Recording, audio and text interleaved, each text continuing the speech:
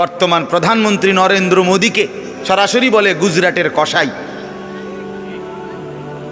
কেন বলে?